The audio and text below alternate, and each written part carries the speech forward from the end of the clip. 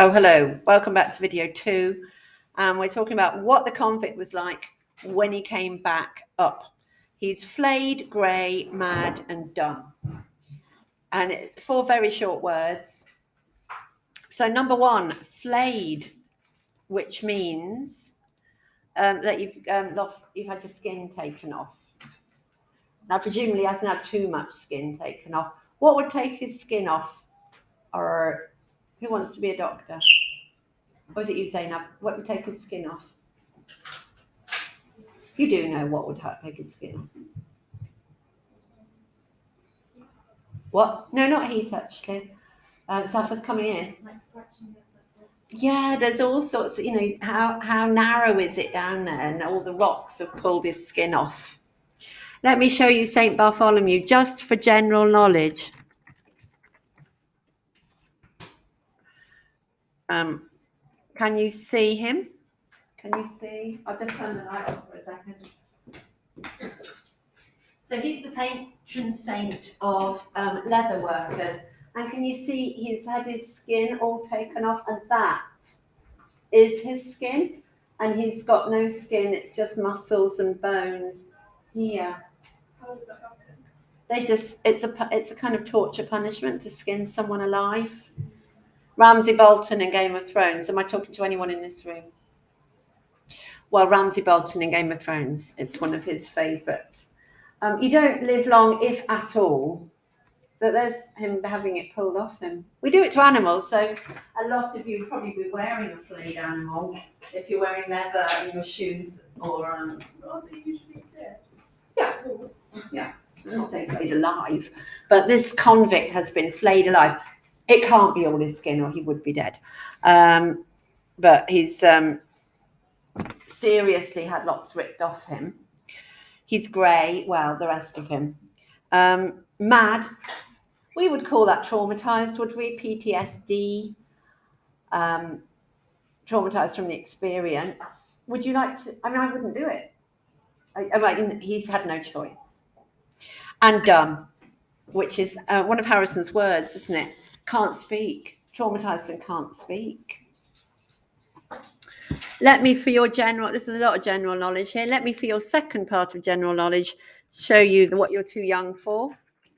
You were alive for it, but there was a mine collapse in Chile. Does anyone remember it? And these miners all got. You do remember, yeah? How old were you? Do you think? Were you 8, 7 or 8? Yeah, they got trapped underground, and they thought they were going to die down there. And then they thought they were going to have to be there for like 4 months. But after 2 months, they actually got them out. And there's the lift. They got them out one by one. They winched them out one by one. Can you imagine being the first one on the winch? Or the last one? Imagine being the last one in a hole hundreds of meters underground.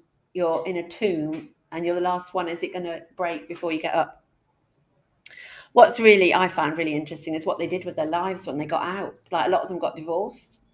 Just sod this, I've only got one life. Let's split up immediately. And I respect that.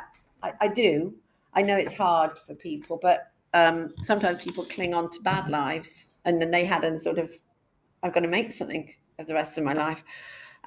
So here, that's in the same position nearly, and they've all been traumatized and had lots of counselling and changed their lives a lot. So, but this convict won't speak now, can't speak from what he's been through, being shoved into a very deep hole. I wouldn't go. It's like, I'm a celebrity, get me out of here times 10. Times 100. Well, no, I couldn't. He can't say no. And so then we get this line, not even a good flogging made him holler. So what did they do to make him speak, Olivia? Yeah, flogged him presumably with a whip. We've got this convict. We sent him down a mine. He's come back, wrecked, but he won't tell us what it's like down there, hot, cold, narrow, broad, whatever. Do you know what we'll have to do? We'll have to flog it out of him. I know. It's a demolition of these people. That should be in quote marks, because it's not Harrison saying it. He's quoting these stout upholders of our law and order. It's a joke. Not even a good flogging made him holler. Oh, we tried everything. A sort of savage. You might want to write free and direct speech. So it's a bit like I know it must have been it. Oh, people would have seen it in Austen a lot. He's quoting them, but not quoting them. You recognise that it's the speech of these heartless, thoughtless people. So, just to test then, bottomless pits as one in Castleton, and stout upholders of our law and order one day thought its depth worth wagering on, and borrowed a convict, hush hush from his warder, and winched him down and back, flayed grey, mad and dumb. Not even a good flogging made him holler. Does it seem really obvious, Camilla? What do you think put people off? Going down the line. No, understanding what was going on. Readers in this room. I think because there's a lot going on. It's very dense, is it? Yeah. And maybe some unfamiliar words like Castleton. So let me stop